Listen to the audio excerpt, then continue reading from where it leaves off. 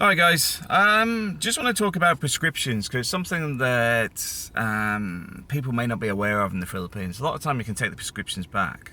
So when you go into the pharmacy to get something, try and get your prescription back. Because sometimes, like for example, say you got the flu or something else that you get on a regular basis from the dust or whatever. Instead of paying for a doctor to go and get another prescription, just keep the same one. And you can go in multiple times.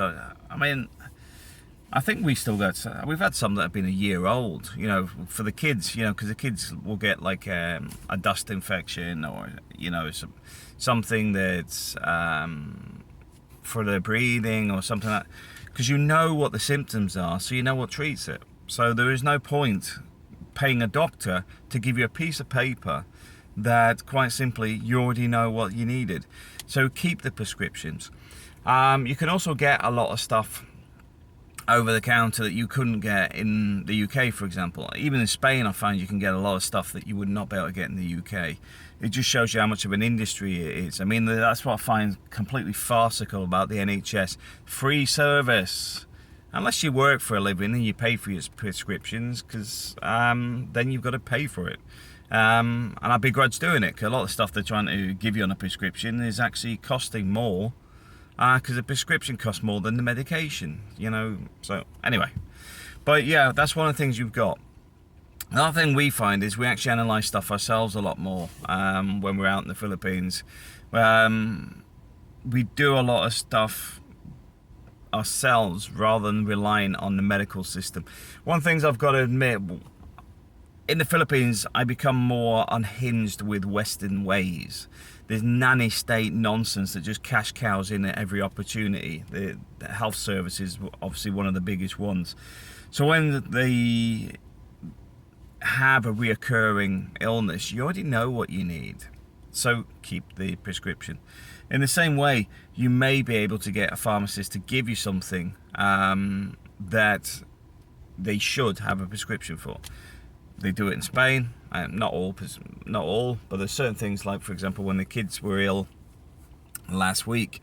Well, the thing is, for me to go to a doctor, because our doctor's private, it's €100 just for a consultation, which means €100 for a bloody prescription, because we're private. But okay, we get so many free ones a year, but I begrudge bloody what, when you know the kids just need this because it's the same thing that they have every year when they have an allergy or whatever. Oh yes, €100 just for an appointment to say what you know already. No, just turn around, keep the prescription, copy the prescription, keep the box, whatever. Just go in there and say, look, my kid suffers with this on a regular basis. Not that I'm telling you this stuff, but you will find some pharmacists will go, okay, well, we'll waiver that. Because I've got to admit, when I get some injuries, which happens from time to time, I'm not one for medical care, and I've told people this before. I'm not one for going to doctors. I'm not one for antibiotics for this, and I just carry on. But with the kids, it's a bit more sensitive. At the end of the day, the kids need it. So at the end of the day, I do actually spend a bit more time and go, okay, well, we know this works. We'll use this again. But at the same time, it doesn't mean that you need to go to a doctor every time. And the Philippines are saying, keep the prescriptions. Keep them, reuse them. And like I said, even a year old, sometimes they'll take them. And even if you go in there and say, oh, come on, this is an old prescription. You just say, I have this every 3 months. And they may just give you a shrug shoulder and may let you have it.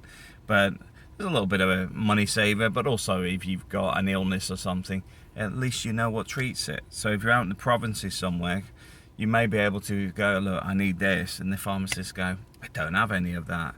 But if you go over there, next town, they've got some. But I just thought I'd throw that out there. And like I said, a lot of stuff we self-diagnose as well.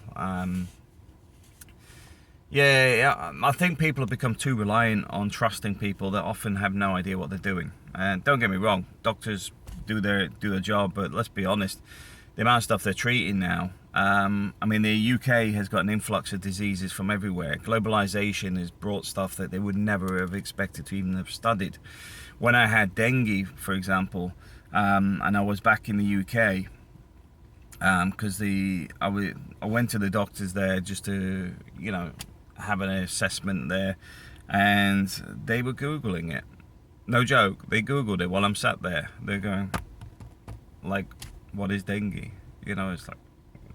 So I then had to have my blood sample and sent off to the Tropical Disease Centre. But the point being is, they don't have the answer to everything anyway, because there's that many varieties in there. My uncle, for example, had a really bad one to the point that he had to have chemotherapy and all sorts. And you know what? They asked him if he'd been to Africa recently. That's what they asked him. No, he lives in Scotland. Somebody from Africa has been to the UK, more likely. But anyway, thanks for watching.